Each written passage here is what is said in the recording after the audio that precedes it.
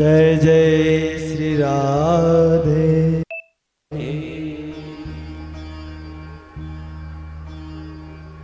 कृष्णाय वासुदेवाय हरये परमात्मने प्रणते क्लेशनाशाय गोविंदाय नमो नमः। श्री गोविंदाय नमो नमः। हरे नाम हरे नाम हरे नाम केवलम कलौ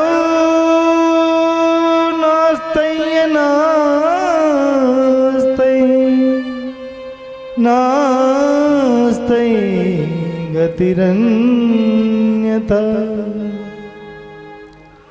लोकाभिरामं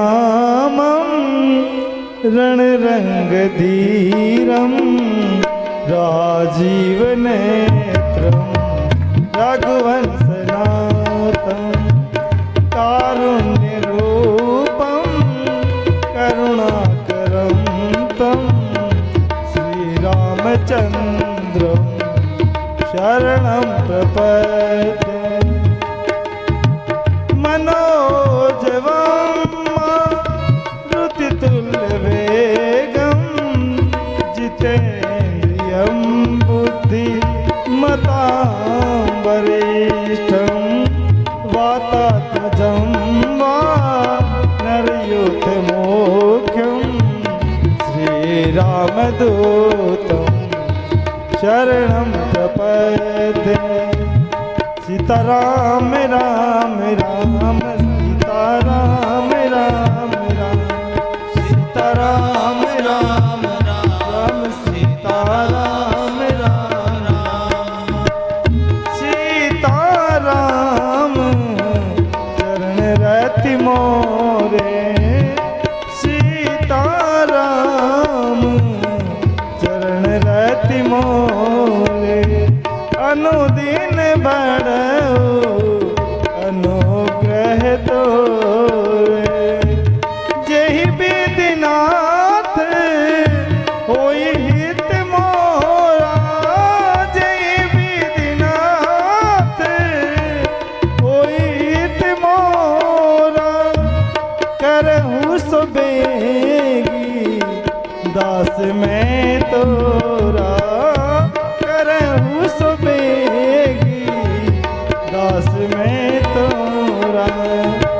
सीताराम राम राम सीताराम राम राम सीताराम राम राम सीताराम राम राम मंगल भवन अमंगल हारी उमा सहित जय जपत पुरारी महावीर बिन वहु हनुमाना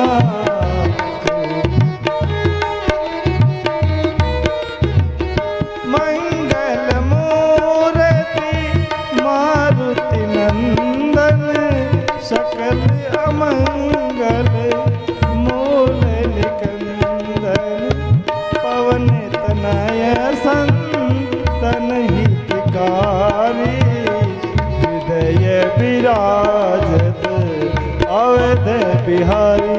सीताराम राम राम सीताराम राम राम सीताराम राम राम सीताराम राम राम सीताराम राम राम सीताराम राम राम सीताराम राम राम राम राम राम। जय जय श्री राधे। जय सिया राम। प्रयागराज की इस पावन धरा पर आप सभी के बीच में उपस्थित होकर हम अपने आप को बड़े गौरवान्वित महसूस कर रहे हैं। कैसे कि मुस्कुराइए कि आप प्रयागराज में हैं। यहाँ आके किसी तरह का दुख करने की आवश्यकता नहीं। बड़े भाग मानुष तन पावा, सुर दुर्लभ सब ग्रंथ निगावा।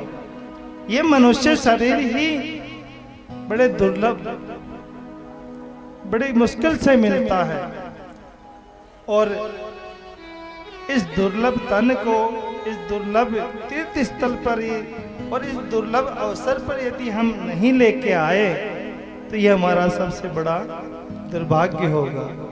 आप सभी बड़े भाग्यशाली हैं, आपके साथ हम भी हैं कि जो यहाँ प्रयागराज में निवास कर रहे हैं, भागवत कथा सुन रहे हैं, और वह कथा भी हमारे गुरुदेव श्री महाराज जी के मुखारविंद से। महाराज जी ने जो भी कुछ कहा हमारे लिए, हम तो उसके किंचित मात्र लेस मात्र भी अधिकारी नहीं, पर इनकी कृपा है, हमारे ऊपर बहुत स्नेह है, जो इन्होंने हमें कुछ आशीर्वचन दो शब्द प्रभु राम के चरणों में निवेदित करने का आदेश दिया। राम जी बड़े कृपालु हैं, सभी पर कृपा करते हैं। कन्हैया भी बड़े कृपालु है। भगवान कृष्ण ने देखा कि महाभारत युद्ध समाप्त होने पर अर्जुन के मन में ये थोड़ा अभिमान आ गया कि देखिए हमारे ही कारण, हमारी वीरता के फलस्वरूप हमने इस युद्ध को जीत लिया। कर्ण और अर्जुन का आमना सामना हुआ। कर्ण के बाणों के प्रहार से जब भगवान का रथ, अर्जुन का रथ कुछ कदम भी यदि पीछे होता तो भगवान कृष्ण कर्ण की बहुत प्रशंसा करते। वाह, कितना अच्छा प्रहार किया है, क्या शक्ति है। सुन करके अर्जुन को बहुत बुरा लगता कि देखो मैं तो अपने बाणों के प्रहार से कर्ण के रथ को बहुत दूर 10-20 कदम पीछे कर देता हूं, तो भी कभी कन्हैया मेरी बड़ाई नहीं करते, वाह नहीं करते। और जब कर्ण हमारे रथ को किंचित मात्र 1-2 कदम भी पीछे करते हैं तो देखिए कान्हा उसकी कितनी प्रशंसा करते हैं। खैर युद्ध समाप्त हुआ। अंतिम दिवस पर भगवान कृष्ण जो हमेशा पहले रथ से उतर के, क्योंकि सारथी थे, बाद में कहते अर्जुन को उतरने के लिए, ड्राइवर का धर्म है गाड़ी का गेट बंद करके पहले खोलेगा तब उसके स्वामी उतरेंगे। यही अर्जुन के लिए कृष्ण भगवान करते। आज अंतिम दिन जब युद्ध का विराम हो गया तो भगवान ने अर्जुन से कहा कि हे अर्जुन ठहरिए, आज पहले तुम रथ से उतरो, हमारी प्रतीक्षा मत करो। अर्जुन ने कहा भगवान हमेशा तो आप ही उतरते हैं। तो कृष्ण भगवान ने कहा देखो सखा, आज युद्ध का विराम हो गया, अब कल तो हमें युद्ध करना नहीं है, तो मेरे सारथी की जो ड्यूटी है वो अब समाप्त हो गई। अब मैं तुम्हारा सखा हूँ, तुम्हारा आराध्य हूँ, तुम्हें बड़ा हूँ, तुम पहले उतरो। कृष्ण के कहने पर अर्जुन रथ से उतरे। बाद में भगवान स्वयं नीचे उतरे। अश्व को जो ही रथ से विरक किया गया, देखते हैं कि धू धू करके अर्जुन का रथ जल गया।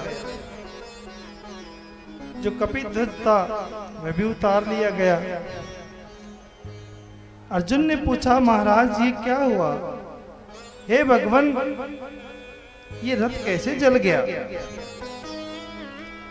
भगवान ने कहा कि जो बड़े बड़े महर्षियों ने कर्ण ने, भीष्म पितामह ने, द्रोणाचार्य ने जितने भी अस्त्र आयुध, दिव्य आयुध तुम्हारे रथ पे छोड़े थे, वह केवल एक इस कपिध्वज जो हनुमान जी इस पे विराजे थे, उन्हीं की वजह से आज तक तुम्हारा कुछ नहीं बिगड़ा। आज जब कपीश्वर यहाँ से चले गए तो इतने बाणों का जो प्रहार था, उनकी जो शक्ति थी, उसके कारण तुम्हारा रथ जल गया। तुम ये समझते हो कि मैंने युद्ध किया, मैंने विजय प्राप्त की, ऐसा नहीं है। ये सब हनुमान जी की कृपा से हुआ। अर्जुन के मन में कुछ मलाल तो रह ही गया, भगवान की बात पर पूर्ण रूपेण विश्वास नहीं किया। तो भगवान ने देखा अभी तक इसका गर्व का खत्म नहीं हुआ है, संशय कुछ रह गया। भगवान ने अर्जुन को किसी कार्य के लिए बहुत दूर जंगल में भेजा। वो तो इतना याद नहीं है क्या काम था, लेकिन भेजा। राह में उन्हें हनुमान जी एक बूढ़े बंदर के, बानर के स्वरूप में मिले। कहा, अर्जुन ने कहा, बात ही बात में हुई कि आप कौन हो? मैं हनुमान जी हूं। आप राम के सेवक हैं? कि हाँ। शक्ति की बात होने लगी, पर्वत उठाने की बात आई, अन्य घटनाएं आई। अर्जुन ने कहा, इसमें क्या विशेषता है? अरे हम तो ये सामने जो नदी है, इस पे ऐसा बड़ा भारी मजबूत पुल बना सकते हैं जो किसी के द्वारा नहीं तोड़ा जाएगा। हनुमान जी और अर्जुन में शर्त लग गई। हनुमान जी ने कहा, तुम पुल बनाओ, हम उसको एक ही पल में तोड़ डालेंगे। अर्जुन ने कहा, यदि ये पुल टूट गया तो हम यहीं पे अपने प्राण त्याग देंगे, युद्ध नहीं करेंगे। अर्जुन ने पुल का निर्माण किया, बहुत विशाल पुल बना, बड़ा मजबूत बना। हनुमान जी ऊपर चढ़े और पुल धराशायी हो गया। तो अर्जुन को बड़ी लज्जा आई। वचन के अनुसार तो मरने के लिए प्रेरित हुआ।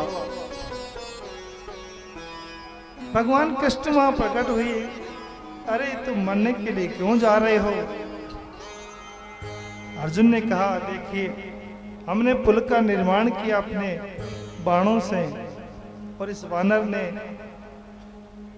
आज तक हमारे द्वारा बनाया गया पुल किसी ने नहीं तोड़ा, न तोड़ सकता। ये हनुमान जी ने इसको तोड़ दिया, तो अब वचन के अनुसार हम अपने प्राण त्यागेंगे। भगवान ने कहा, इन्होंने वचन दिया, तुमने वचन दिया, किसने देखा? किसी ने नहीं देखा ना, तो फिर इस वचन की सत्यता का कैसे पता चले? अब एक बार मेरे सामने और बनाओ। पुनः अर्जुन ने पुल का निर्माण किया।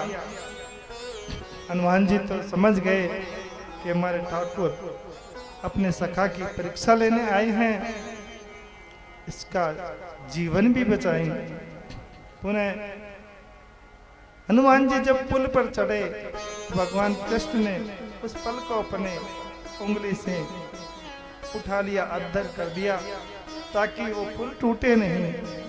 हनुमान जी को तो तोड़ना भी नहीं था, उन्होंने प्रणाम किया। इस प्रकार प्रभु भगवान श्री कृष्ण किसी का भी अभिमान नहीं रहने देते, किसी में गर्व की भावना नहीं रहने देते। यही सारा, इससे आगे तो हम क्या बोले, बोल भी नहीं सकते। गुरुदेव के साथ इतना बोलना ही बहुत हो गया हमारे लिए। जय जय श्री राधे। एक बार गुरुदेव के चरणों में नमन करते हुए हम पुनः चलते हैं।